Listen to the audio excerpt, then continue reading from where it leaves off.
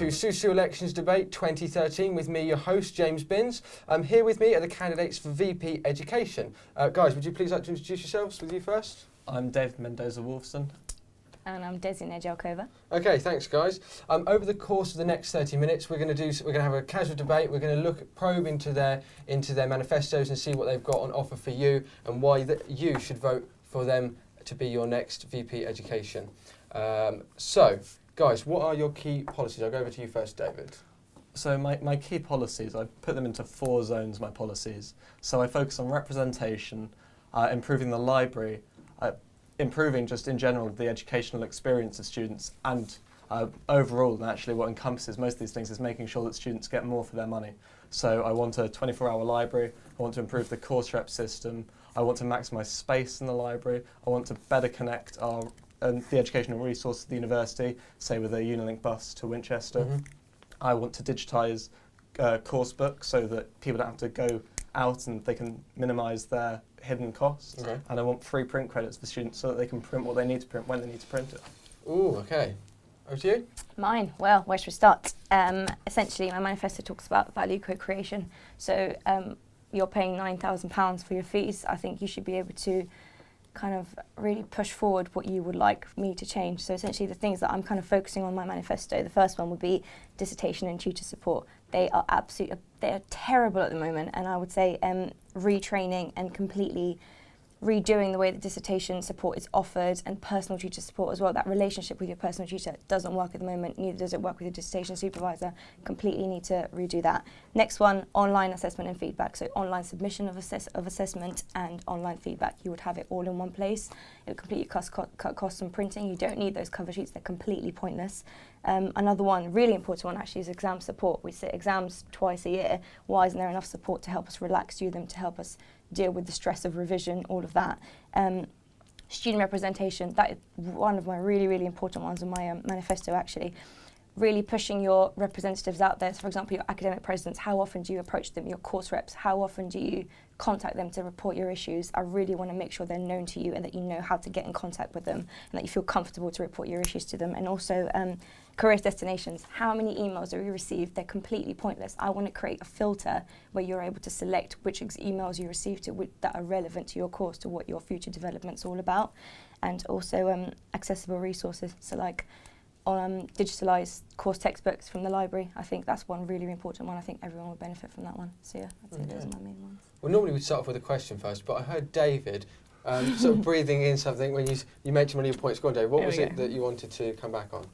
I just wanted to say I thought it was a bit unfair for you to brand all tutorials and supervisions as bad. I mean, you know, just like you, I have things in my manifesto to do with dissertation supervisions and tutorials, but I don't think there needs to be a radical overhaul of the system. We just need to make sure that people are actually doing their job, that they're allowed to do their job properly, and that there aren't restrictions on how many times they can meet you. I'm not boycotting the system, David. I'm pretty much saying that they need to be rewritten. The rules that which they work by need to be written. The policies, like for example, no restrictions should be set on how many times they can meet you, the number of times they can email you. If you're if you're abroad, and if you're a year abroad, why should why should you be told, oh, your dissertation supervisor can only answer you 4 times a month? Certainly. And those are policies on my manifesto. I completely agree. So I'm not saying that we should change the system. I'm saying we need to rewrite the rules by which the system works. Okay. Ding ding, round one's done. Okay. First question then, guys. 24-hour library. What do you think? I'm sorry, I really hate that idea. You hate the idea? I know it's on your manifesto. I really, really hate that idea. Number one, who's going to go? I've heard of students say, I would love a 24-hour library so that there's space when I want to go during the day because other people will go in the middle of the night. Okay. And then everybody says that and nobody goes in the middle of the night. So I think it's completely pointless and a waste of money. She says hypothetically. I mean, what I'm proposing is a trial of a 24-hour library that would last between 6 months. Well, actually, you're proposing a 24-hour library, period. You're not doing a trial. That's not true. If you read my manifesto... I did read your manifesto. Then you find that it actually suggests a trial. Okay. Yeah, because I think that this is a really, really important thing. I don't think that the university should be there to tell people when, where and how. Students should be able to choose for themselves, when do I want to work, when can I work best? So I'm a historian. Lots of the book I use are reference books. Now, if you want to take out some of the reference books, you can take them out after 5, provided they're back by 10 o'clock the next morning. I'm one of the students that works best at night. Lots of students I've spoken to have said that they are also. Now, if I work through the night at university using these reference books, I can then go home and get a good night's sleep afterwards. Now, if I had to take it out at 5 in the afternoon and take it back for 10, I'm either not working at the best of my ability because I'm not working when I want to work, or I'm not getting a full night's sleep, which then could damage my work in the future. Okay. So perfectly, you've just debated my reason for moving core textbooks to being online. Yeah. So no need to open the library for 24 hours, just make core textbooks I thought online. I said core textbooks, but Fair enough. But Well, yeah, like library, I completely don't agree with it. I'm happy for the library to be open 24 hours if students say that is what they want. The So students have essentially, said if I get this position, then I will run a university-wide kind of appeal and asking people, would you like the library to be open 24 hours? If majority say yes, absolutely fine. well, I I will have work that as for a that. policy in my But then manifesto, you've and if kind I of just win, then gone, they will know that that's I'm what going they to do want. it. So what, I mean, in terms of putting all the core textbooks online, how much is that going to cost, do you think? I mean, is that feasible? It's feasible. I've spoken to librarians and I think they are moving towards doing that. Essentially, more books are being purchased online because people do access them on tablets, they access them on laptops, in lecture theatres, and essentially... Would that not I don't therefore know. be an argument of getting rid of libraries then if it's all going to be online? Well, no, because the libraries are mainly, like today, I think there was a survey that went out of the library. They posted what's the main reason that you use the library for, and people voted for quiet working space. Right. Yeah, fair enough. So essentially, that's where you go Yeah, to work, okay. and your books just happen to be there. If they were online on your laptop, you'd have as much use of them if they were like right next to you on a piece of bound book. The library, if you don't mind my adding to that, the library is currently digitising books. Mm. Unfortunately, it's prioritising books that are used the least. So what I'm saying is that already we know which modules, or the university knows which modules are going to be used next year, and that it should be saying to the library, prioritise these books for your digitisation, so that students don't have to go out and buy them. But not every book that I use is going to be a core book. Now, I took out a book last week that was given to the library in 1893, which is back when it was the Hartley Institute, yeah. and hadn't been taken out since 1964. Yeah, yeah. So that that's not going to be digitised. I'm still going to need that, and that was the book that I needed, overnight. No, I completely and agree. lots of historians, lots of English students, lots of social scientists and humanities students need these books, and we can't. So I mean, it's just not going to happen that in a year every single book in that library. I'm not is saying that every digitised. single book. I'm saying that I will Core launch. texts, core I'm textbooks, yeah, launching yeah. at the moment, kind of a move towards just core textbooks for now, which essentially one day in the future we'll have all textbooks digitalised if people want them to. I never But- thought that 24-hour libraries would be so controversial. I just Okay. completely disagree. Well, with I that. understand we're why going to it go is. on to something else. Carry on with obviously the education theme. Should different courses be able to charge different amounts? David, I'll come to you first on this. Well, what I'd say is that, to be honest, it's not something that I've thought of in a great deal, but what I would say about it is that students should all be given the same amount of money reinvested in them. Now, we can see currently that lots of scientists get a lot more money reinvested in them. Instead of having it so that humanities students pay less, which gives the university more of a reason to give them less back, they pay the same and they see that they are getting an equal amount back. So I'd rather make sure that the university is properly investing in its students than cut the amount that they pay and give the university a reason to say, well, you only pay a third of the price, you only get a third of the time. Currently, we're in a system where lots of humanities students are getting a few hours a week, and that is despicable. That doesn't mean that they should be paying less. That means that that lecturers, other things, should be worked harder. That means that the students should be invested in more. But the university is really pushing research. And I don't know if you've ever read the Robbins report. Robbins report was a 1963 report on higher education and about what universities should be about and where they should focus. And you find, when you read that report, that, well, he says that there should be a split between research and teaching. And there was, actually, in the 60s, it's one of the few good things I can say about the 60s, there was, in their universities, they had a good split between research and teaching. And now, it's very research heavy, and the teaching is minimal. Lecturers used to get paid overtime for working harder, for getting back. That's been cut now. But you're they- talking, So you're they get saying- money you're from talking about a research. report that's 50 years old. So you're saying for teaching time, so say humanities students, they get less teaching time. Should that mean that they pay less fees? Yes. So I personally agree that they should pay less money for less teaching time. That doesn't mean that you have to cut the efforts that teaching staff invest in those students. That doesn't mean that they reply to emails less. That doesn't mean they give them less support, less meetings, whatever. But if they get less hours per week, why should they pay £9,000 for a degree? Yeah, exactly. Where I get, So for example, 12 to 15. What I'm saying isn't that they should have that few hours and pay that much. I'm saying that they should get more. They should have more invested in them. Because if they are paying less, then the university has a reason to give less back. Yeah, but you're prioritising, just because they get less hours, that means you're prioritising humanities students to get more because they get less hours. That's unfair to all the other students who get a decent amount of hours. So you're saying essentially they're going to be paying the same number of fees, but humanities students, they're going to get all that extra, work put into them to teach them because they get less hours. Should be treated equally, regardless of the department. Completely agree. But we're talking about fees. And should have equal investment. And what I'm saying is that if you see a cut in fees, it will give the university an excuse to say, you don't have to pay as much, we don't have to give you as much back. Be that in hours, be that in resources, be that in money invested. So you want fees to stay the same for everyone?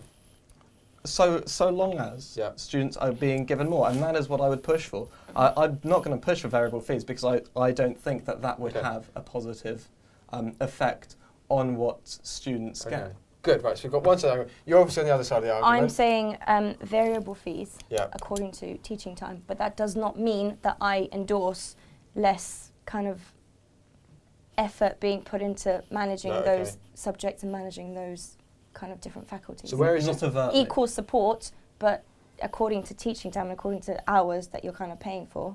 So you're not really saying the same thing? No, I don't think we are really saying the same no, thing. absolutely not. We're suggesting similar things, which is that people should be getting more for their money.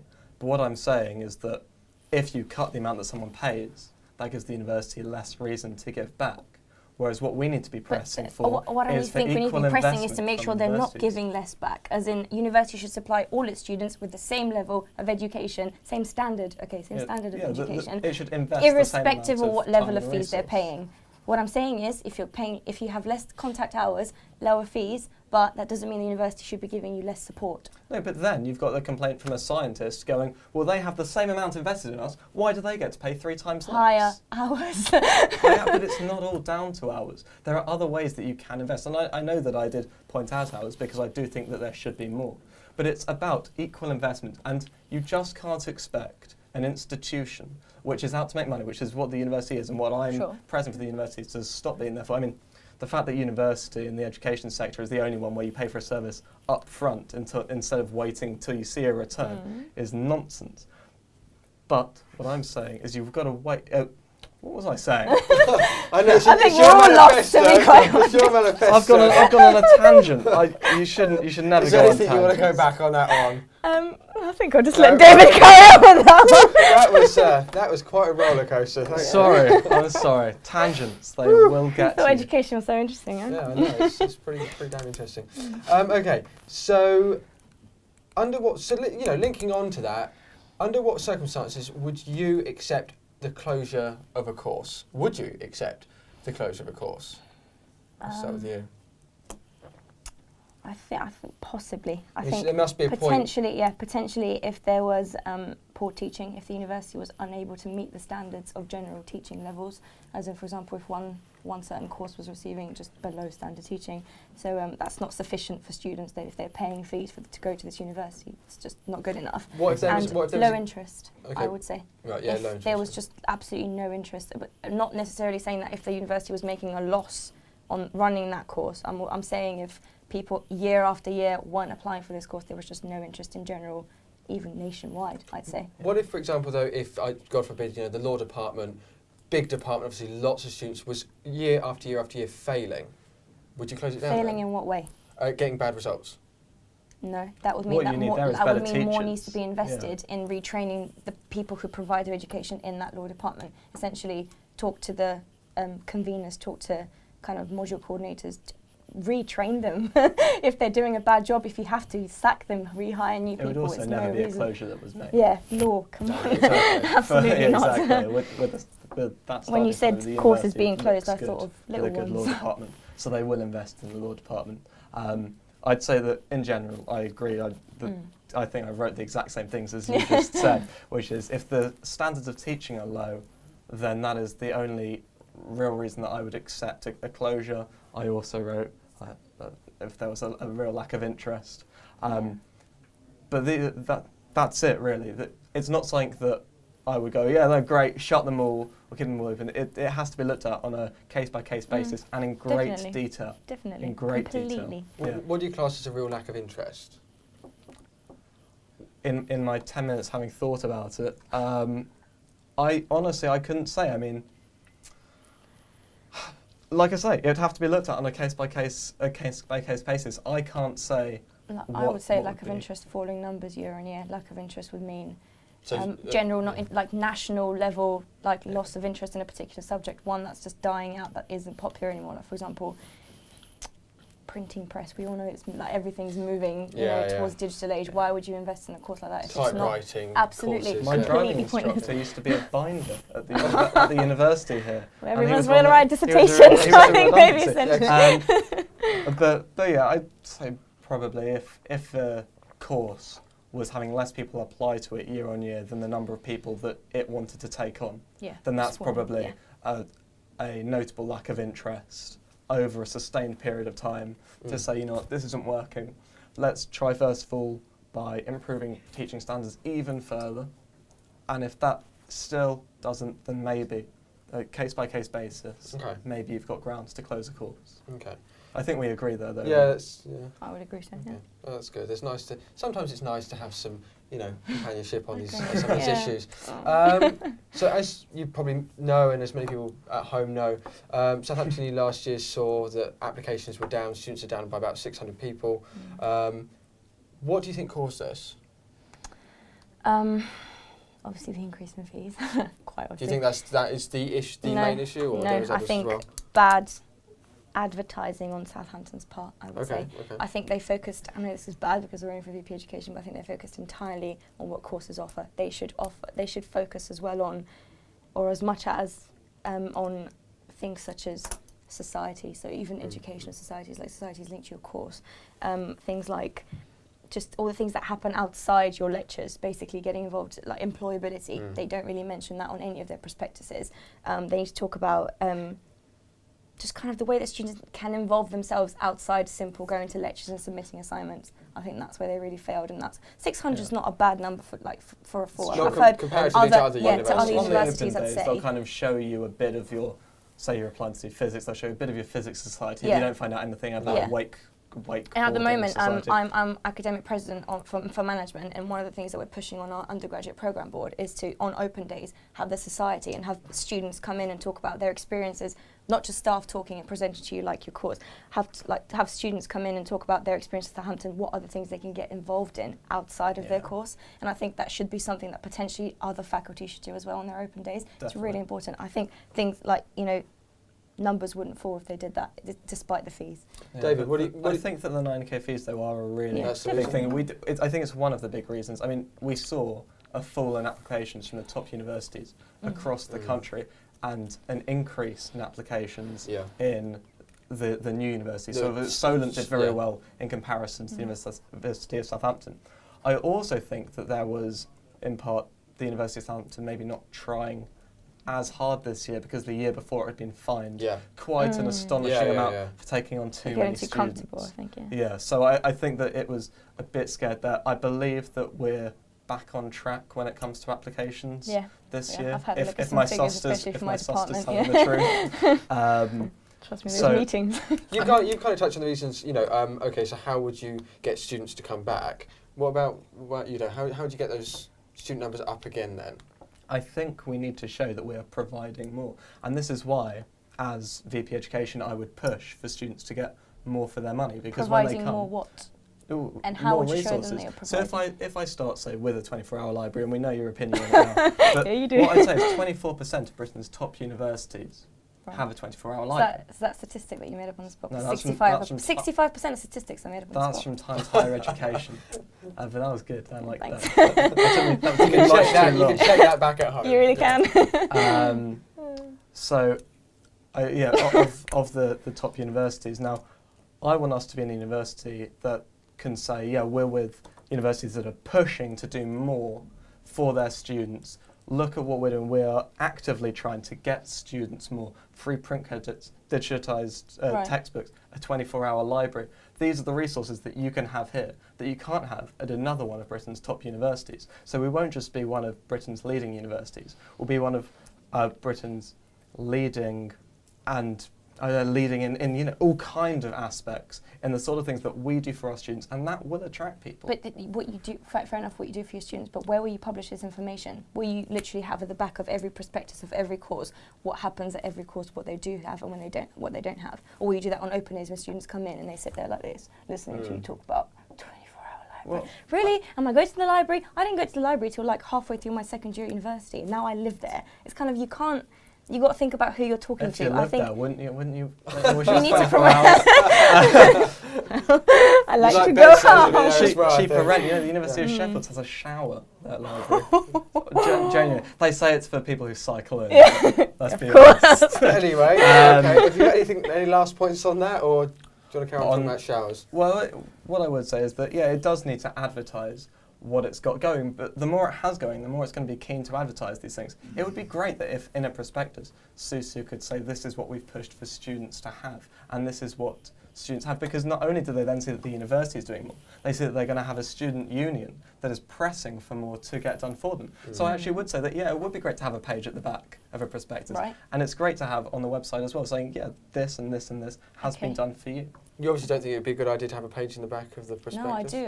I just think it's got to be marketed right. I think you need to know who you're speaking to. I think you need to know that it's students who have no idea what university life is like. You need to find out what their priorities are. You need to find a way to make them realise that this is important when you're in a university environment 2 years down the line, when you're in your third year and doing all that work and pushing hard, and not potentially students who have literally just finished a summer of, you know, they're applying at universities and having fun of doing nothing. They have no idea. Well, before they start applying to universities, they don't know what they want. They need to be told that this is important. I think the university needs to find an important way to market that. I don't think it's so much kind of this is important, but this is what we're doing. We hope that you find that these things are appealing. I don't want the university to even more tell students what they need. At that point, they won't know what they need and what they find important. It's true, but you know what? No matter what the university says, they'll still never know what a student needs, because the people that write those prospectus are 47 and sitting in the Vice Chancellor's office. So 47 is probably quite young. I mean, touching on what you're talking about, what do you think your role as VP Education and our role as a union as a whole should be? Is it as a recruitment tool? No, of course, it isn't. For students, yeah. It isn't to help get the university more students. The job of the union is to represent students and their needs, and the job of the VP Education is to represent a student's educational needs, which I believe it probably is. If you strip everything else away, the core things that the union need is a VP Education, a VP Welfare and a President. These are the things that really look after everything else. It's fantastic that we have, but when it comes down to it, we need to make sure that we are having our students represented. And I mean, this is what unions do. They represent their members. And go on. Sorry, one thing that I would like to add to that is that education doesn't necessarily just mean that you need to focus on the academic needs of students. I think you need to entail and bring in other bits that influence your education. So societies and things like that. Societies, all of that needs to be linked in. Yeah, VP Education exactly shouldn't just mean I'm going to make sure your lectures are on time. I think it needs to bring in loads of these other things. To make sure that they have a focus instead of looking at hundreds of different things. And the focus that I want, is to make sure that students are being properly represented. So, for instance, once a month, I was saying that I'm going to have a surgery in the foyer of SUSU. So that it's great we've got the course rep system, and one of my other manifesto pledges would be to have a system whereby you can ask your course reps and academic questions on the SUSU website that they have to answer within 3 weeks. But I'd be there once a month, and I'd be able to answer your questions straight away, and if I can't, I'm sorry, that is the most ridiculous thing you could have said. People fear to go up to their own course reps, who their peers, like in a lecture, and say, I don't really like this lecturer, can you do something about it? you think that they're going to approach you in this sad position and talk to you about their issues. They feel so unimportant. I think they need to feel like they can approach their course reps first before they can come up to you. That's exactly, we're not doing a great job. Exactly, the union's not doing a very good job. But I think that your 4-hour surgeries aren't going to help that. I think it'd be 4 hours of your month wasted, because people won't come up to you. Certainly not. I've worked in student representation for the past 3 years, course rep for 2 years, academic president for for this year. I can tell you, students don't approach me even though they've known me for 3 years. Let alone. Go on, David. What would you do to so what you say? Okay, so people don't want to come up to me. So what should we do? We won't give them someone else to go up to. No, I want them to know that the person who is responsible, the person who is in charge of looking out for their educational well-being, is there to speak to and can be seen, and not hiding in a glass room. I'm sorry, I personally think that's a given. I don't think that should be on your manifesto at all. Sorry. That this is wasted time sitting up there once a month. I think that this shows I am here to listen, and I do believe that people would go and they would speak and they would ask questions if they feel that somewhere else down the line they're not being heard, because lots of things do fall through the cracks and lots of people don't know who to go to. So you're limiting your listening to 4 hours a month?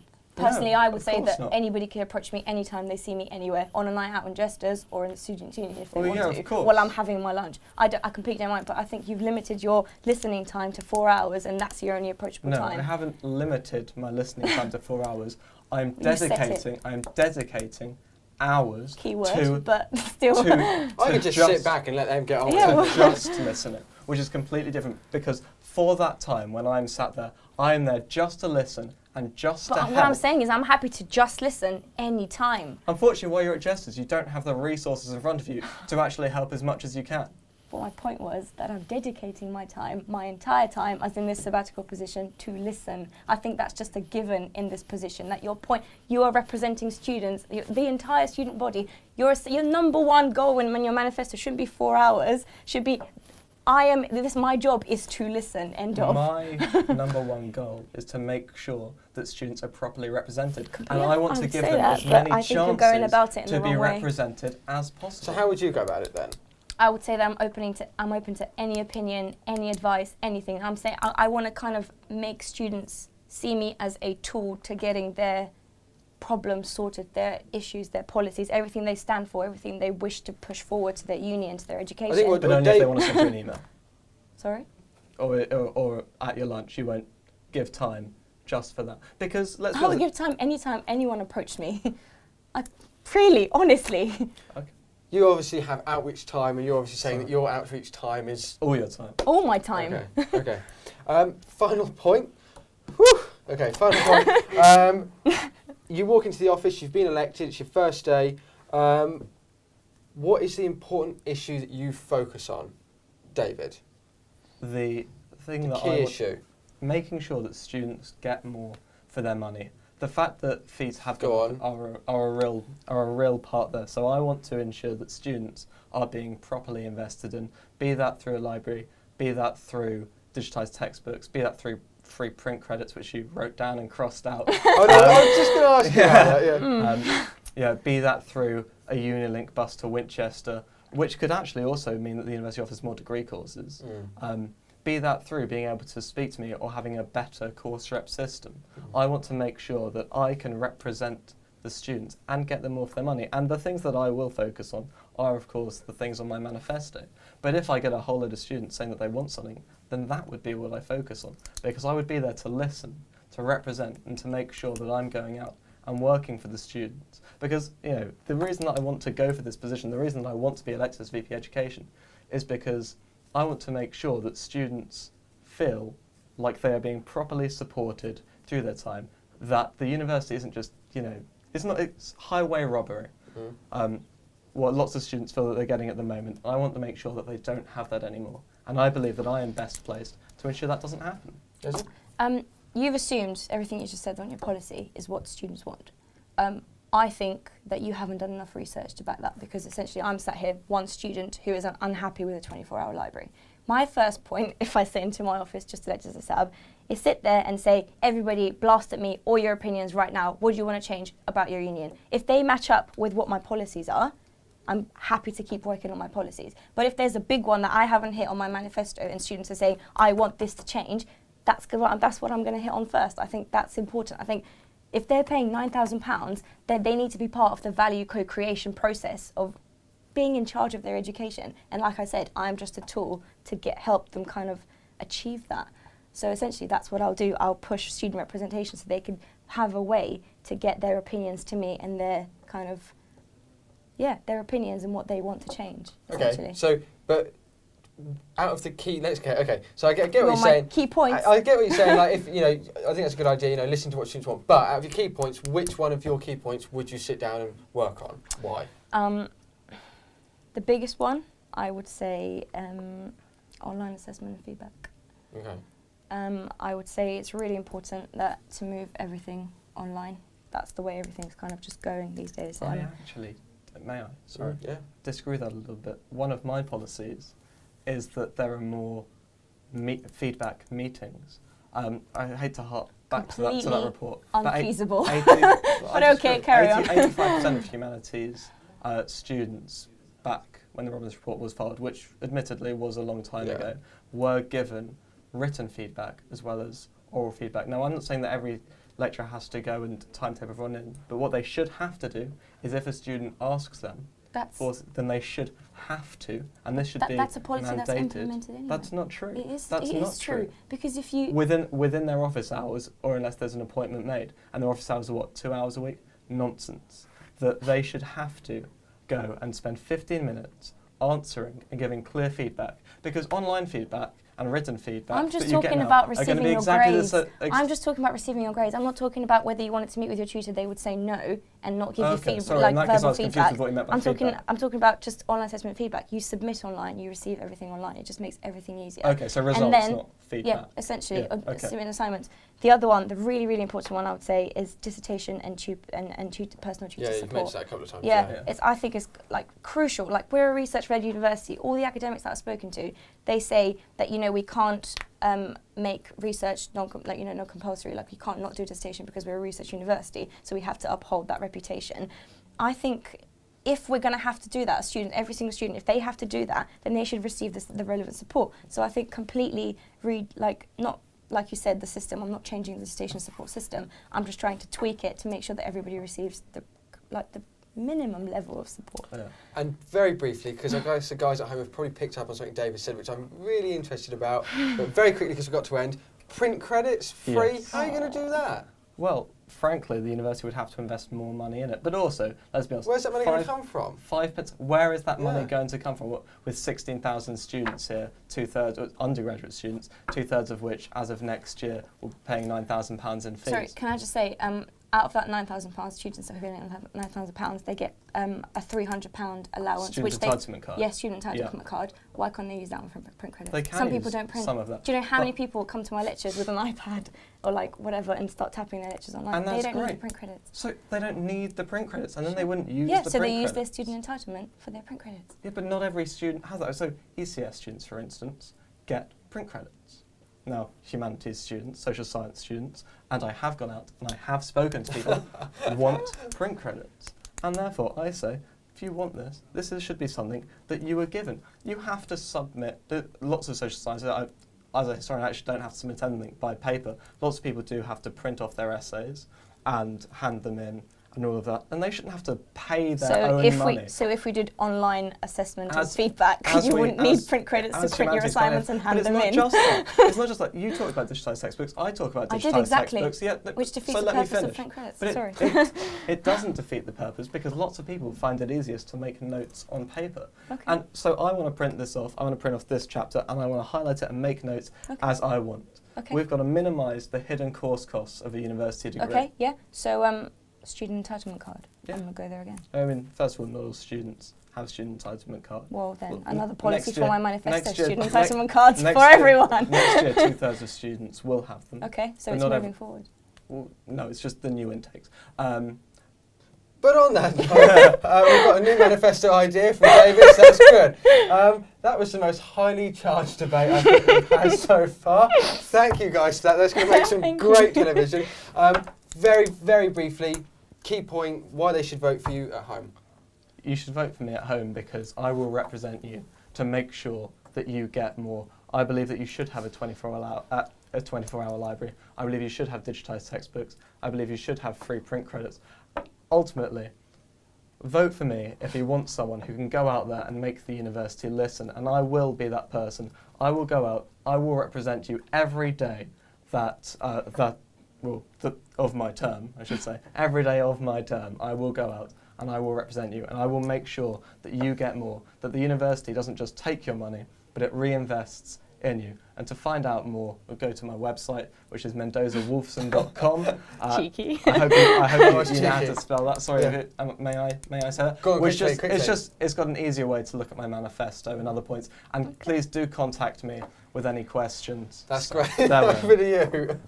Sorry. Well, I've been all about student representation for the last 3 years, like I've told you, course rep, academic president. I want to make that my official job. I want that to be everything that I focus on. I want you to be able to approach me and talk to me about your issues. I want you to tell me whether dissertation support is something that you're struggling with, whether you want online assessment and feedback, whether you want exam support for revision and everything like that.